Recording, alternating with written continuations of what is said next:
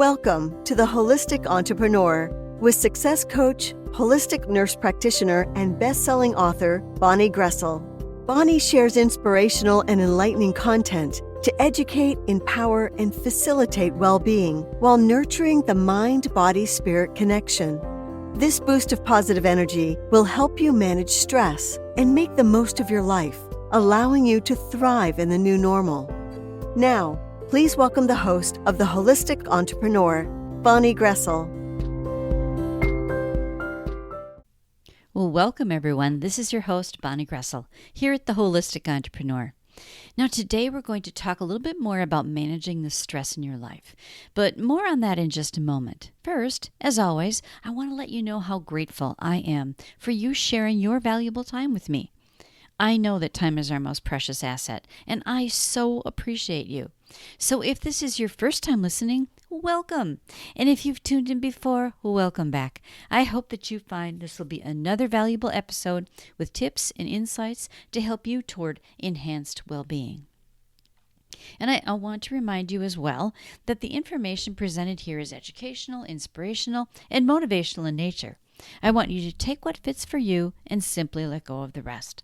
This show does not intend or imply to be a substitute for professional medical advice, diagnosis, or treatment.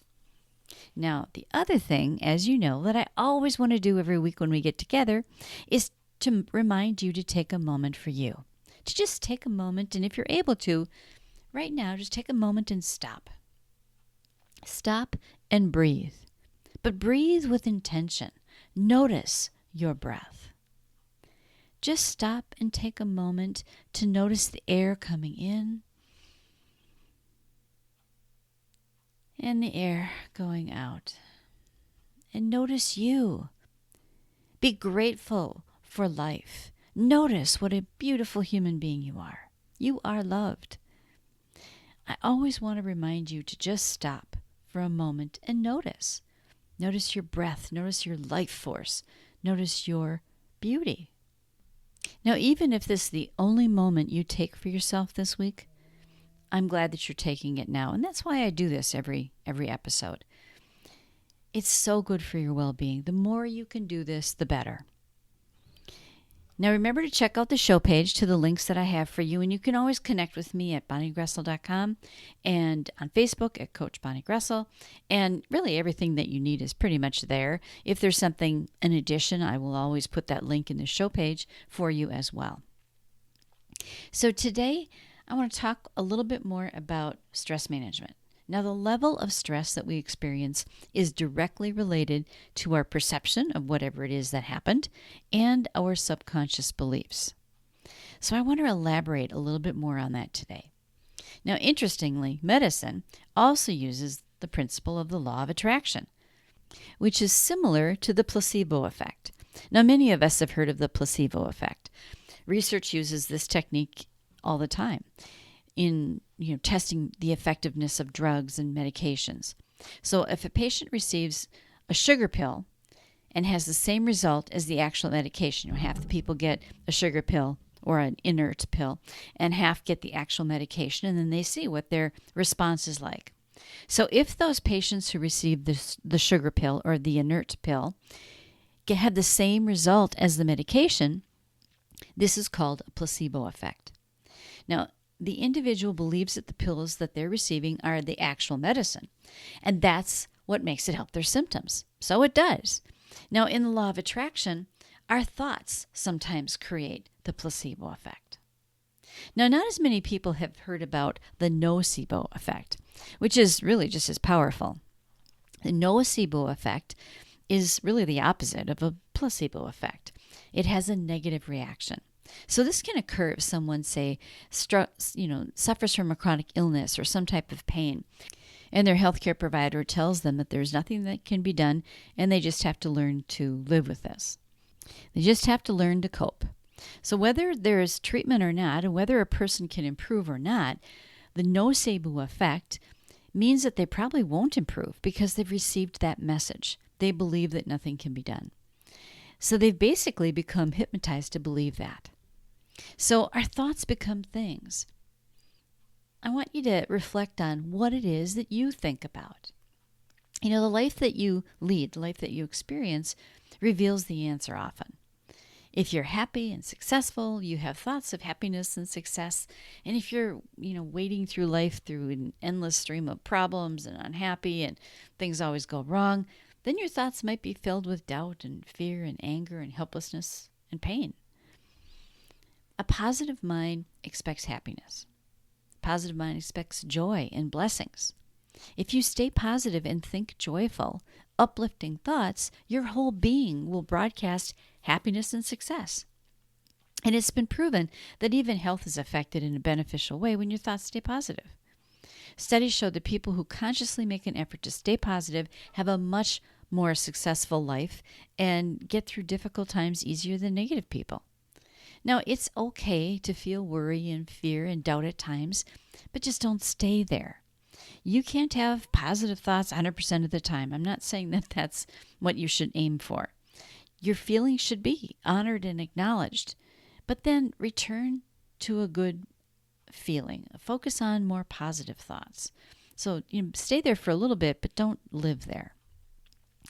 Now, what causes the feelings of worry, doubt, and fear? Sometimes it's a limiting belief, like we talked about a few episodes ago.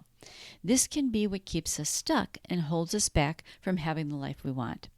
It's not possible to go from the depths of despair to happiness all in one jump. That's just not possible.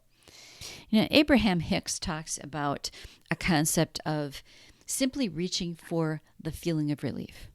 Enjoying that and then reaching for relief again. And that way you don't have to go from despair to happiness, because you can't. Now, I like to use the analogy of climbing a ladder. We don't just jump to the top rung of a ladder, right? We climb up one step at a time. And it's important to be, I think it's really important to be non-judgmental the entire way. So if we think we're not going fast enough or doing it correctly, then we're going to struggle. The harder we try, the more we struggle, and the less we achieve. So be gentle with yourself. Self-criticism is negative thinking. Now think about, would you scold someone that you cared about if they were climbing the ladder too slowly? Of course you wouldn't. You would encourage them with compassion and love. We are often much more kind to others than we are to ourselves. Whatever you focus on the most is going to be what you attract in your life. Now, at first glance, it would seem that if all you think about is being healthy and having enough money and a fulfilling life, that you'd have all that, right? Well, that's only true if you really, truly do believe that you have those things, that you already have those things. The truth is that most people focus on not having those things. So when they think about being healthy or losing weight or having enough money or a fulfilling life or living in the house they want, they're really thinking about not having those things. They're thinking about wishing for those things, but they don't feel like they've got those things. So if thoughts of health and wealth and happiness dominate your life, you might be focusing on what you don't want because it's what you don't have. And that's not what you want. If you wish for those things and don't have the feeling that you already have them, be happy where you are, not coming from a place of lack. You're going to get more of the same if you come from that place of lack. So let's use an example of money. Wishing for more money to pay your bills or afford a trip or something like that, or get out of debt. But wishing for those things only brings you more debt. So what makes that? Well, it would better serve you to change your thoughts a bit. Thinking about money in a way that I am so thankful that I have enough funds to pay my bills this month or whatever. Giving gratitude for having the resources to pay your bills. Imagine what it feels like to enjoy a vacation or dining out or buying something without paying attention to the price. You can imagine anything. Let the feeling of abundance, not lack, dominate your thoughts.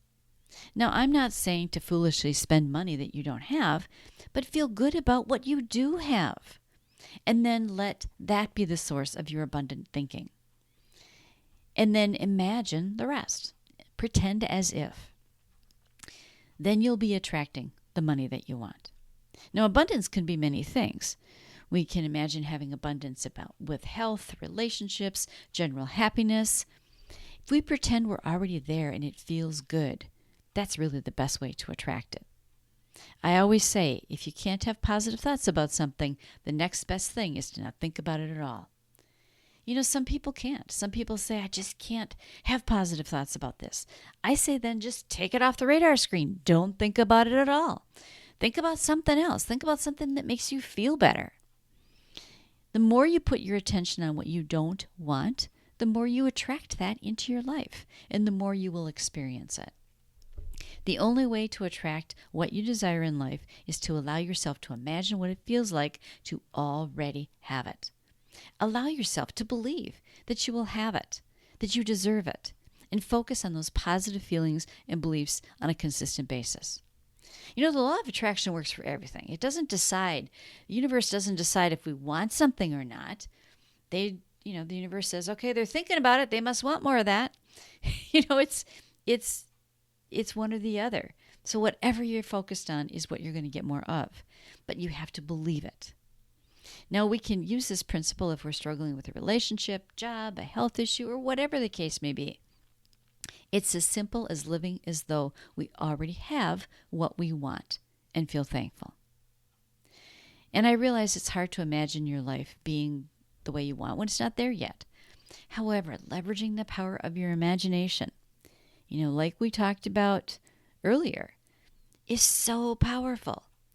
If you can't imagine it, it probably can't happen. But if you can imagine it, it's got a whole lot more chances of happening if you believe it and feel like you're already there. Now, don't misunderstand me. The law of attraction isn't magic.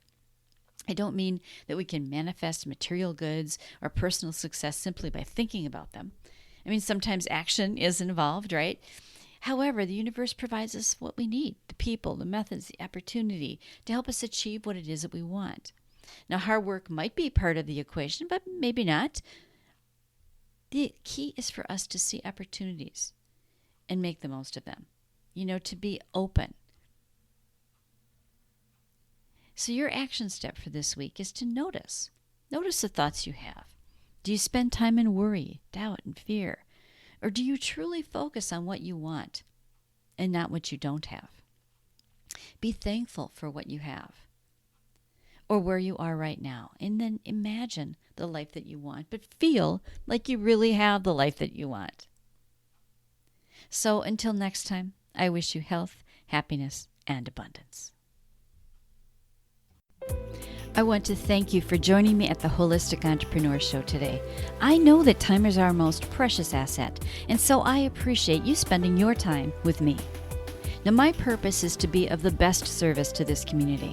Whether it's your personal or your work life, I'm here to support you. The best place to get the latest scoop is at bonniegroessl.com. Everything is there. We can connect, and you'll find special offers and gifts that I have for you to help you attain the health, happiness, and abundance you deserve. And I encourage you to sign up for my monthly newsletter for more useful information and exclusive offers. The links are on the show page below. And finally, don't forget to subscribe to the Holistic Entrepreneur Show on your favorite podcast directory so that you automatically receive the newest episode when it's released. Until next time, this is Bonnie Groessl, wishing you health, happiness, and abundance.